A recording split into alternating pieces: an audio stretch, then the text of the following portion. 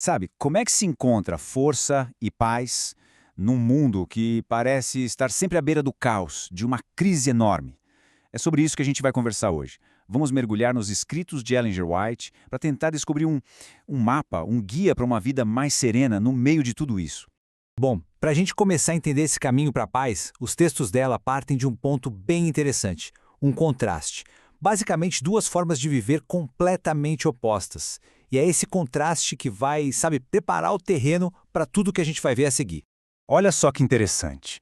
De um lado, a gente tem a vida dos fariseus, né, descrita aqui como barulhenta, cheia de disputa, um show para ganhar aplauso. E do outro lado, totalmente diferente, a vida de Cristo, silenciosa, com um poder que não se vê, focada em mostrar quem Deus é e não em aparecer. E a ideia aqui é que esse contraste não é só uma lição de história, não. É um convite para a gente pensar, no fundo, o que estamos buscando de verdade. Beleza? Então, o nosso caminho aqui vai ser o seguinte. Primeiro, a gente vai dar uma olhada na crise e nos enganos de hoje. Depois, a gente entra nas soluções propostas, que vão desde coisas bem práticas, do dia a dia, até a ajuda de anjos. E, para fechar, vamos ver como construir um caráter forte, uma paz interior, para encarar o que vier pela frente. Então vamos lá. Para começar, vamos entender o cenário. A crise e os enganos que, segundo esses textos, marcam os nossos dias. Os escritos apontam para sinais bem claros, sabe? Coisas como calamidades tanto na terra quanto no mar, uma agitação social muito grande, rumores de guerra. A visão que se apresenta é que nada disso acontece por acaso. Seriam peças de um quebra-cabeça maior, uma consolidação de forças que estaria nos levando para uma crise final. E um detalhe importante, a ênfase é que tudo isso vai acontecer rápido.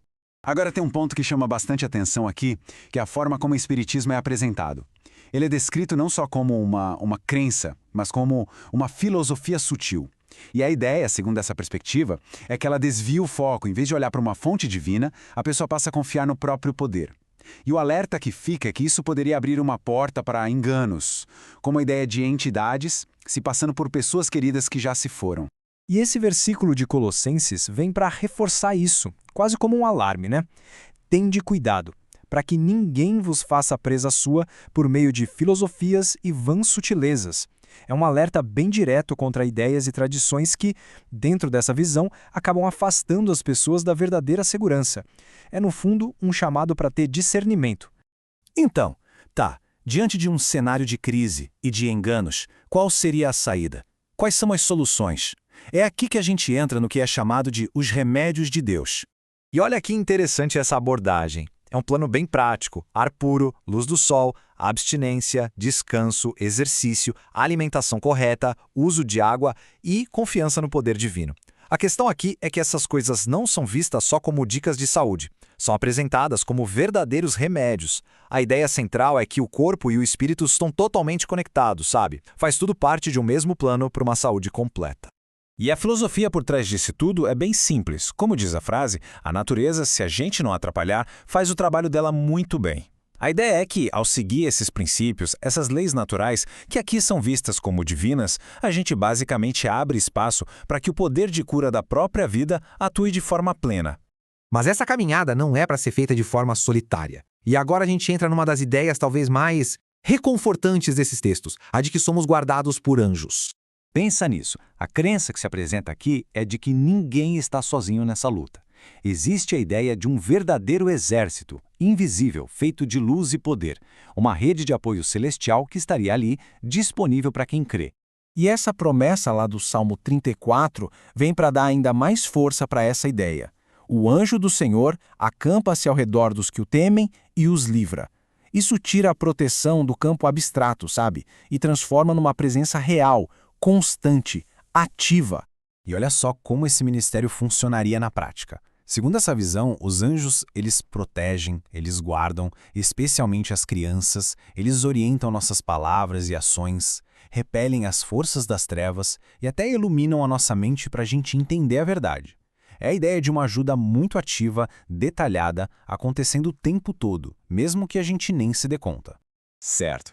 Então, com essa compreensão do cenário, e sabendo desse suporte divino, como é que isso se traduz na prática, dentro da gente? É aí que a gente entra na construção do caráter, da força e da paz interior. A grande pergunta então é essa: Como é que se pode cultivar de verdade essa força e essa paz interior que são tão necessárias hoje em dia?